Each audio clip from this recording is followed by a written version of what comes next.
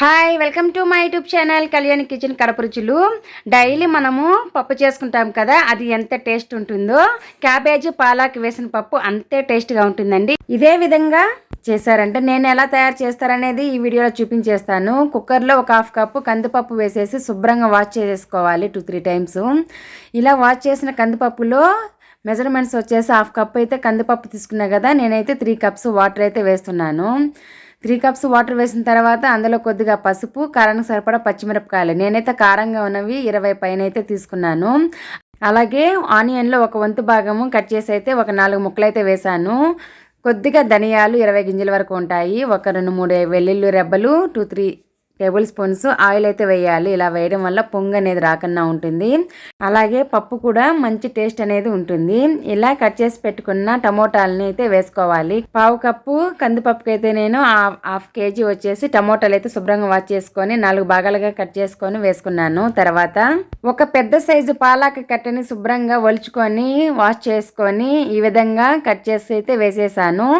దానిపైన ఒక బౌల్లో పావు కిలో క్యాబేజీని చిన్న చిన్న ముక్కలుగా అయితే ఈ విధంగా కట్ చేసి ఒక బౌల్లో అయితే వేసాను. ఆ బౌల్లో కూడా ఒక గ్లాస్ నీళ్ళు అయితే వేసుకోవాలి. మనము ఒకేసారి 2 ఉడికించుకుంటున్నామండి. ఒకేసారి 2 పనులు అయిపోతాయి. సపరేట్గా ఉడికించుకోవాల్సిన అవసరం లేదు. ఒక గ్లాసు వాటర్ వేసిన తర్వాత కొద్దిగా సాల్ట్ అనేది వేసుకోవాలి. ఒకసారి బాగా మిక్స్ చేసుకోవాలి.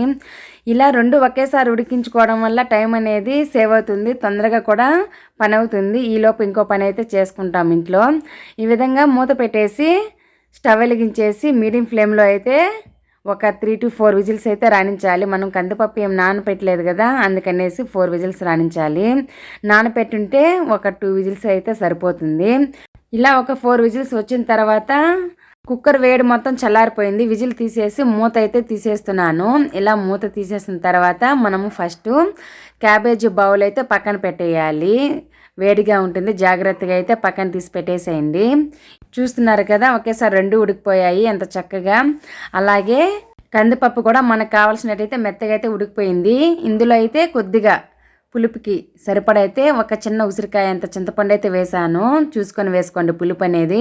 హాఫ్ కేజీ టమోటాలు వేసాము. పాలాకలో కూడా కొంచెం పులుపు అనేది ఉంటుంది. ఈ విధంగా అందులో పప్పు ఉడికించిన నీళ్ళని ఒక గిన్నెలోకి అయితే వంపేసుకున్నాను.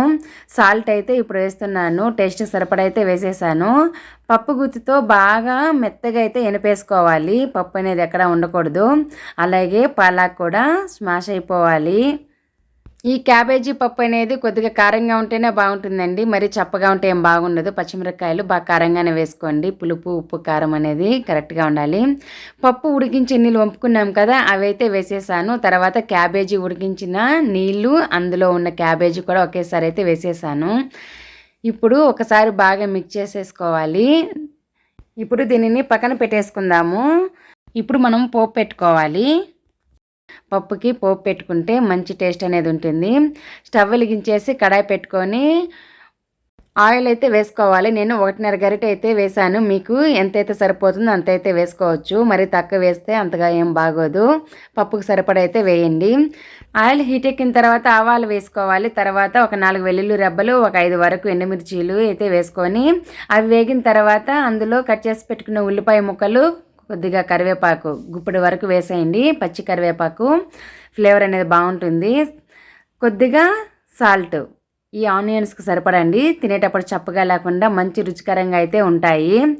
ఇలా వేయించుకుంటూ ఉండాలి. కొద్దిగా వేగిన తర్వాత కొత్తిమీర కూడా ఒక గుప్పెడు వరకు వేసేసాను. కొత్తిమీర కూడా క్రిస్పీగా వచ్చేంత వరకు, ఆనియన్స్ బ్రౌన్ కలర్లో వచ్చేంత వరకు అయితే వేయించుకోవాల్సి వస్తుంది. పోపుకి ఈ విధంగా కంపల్సరీగా అయితే వేయించుకోవాలి.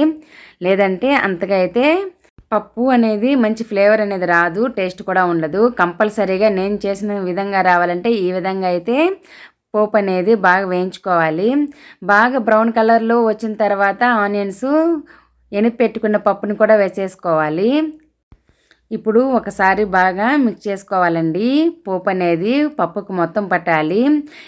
మనము హై ఫ్లేమ్లో పోపు పెట్టుకోవాలి. పప్పు వేసిన తర్వాత లో ఫ్లేమ్లో అయితే పెట్టేసుకోవాలి. ఫ్లేమ్ని లో ఫ్లేమ్లో పెట్టేసుకొని మూత పెట్టేసి ఒక 2-3 మినిట్స్ అయితే లో ఫ్లేమ్లో ఉడికించుకుంటే పోపు మొత్తము పప్పుకు పట్టేసి పప్పు మంచి రుచికరంగా అయితే ఉంటుంది.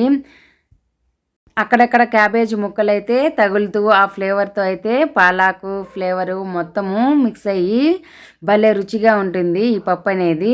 ఈ పప్పు అది ఇది అని ఏం లేదు, రైస్కైనా ఇడ్లీకైనా దోశ చపాతి ఎందులోకైనా ఇట్నే సెట్ అయిపోతుంది. క్యాబేజీ పప్పు ఎలా ఉంటుందో ఏమో అని అయితే అనుకోవద్దు. ఇంట్లో మీరు తప్పకుండా ఒకసారి ట్రై చేయండి, మీరే మళ్ళీ మళ్ళీ చేసుకొని తింటారు. నేను ఇంకో మంచి వీడియోతో వస్తాను. Thanks for watching. Bye. Recipe నచ్చితే ఒక లైక్ చేయండి.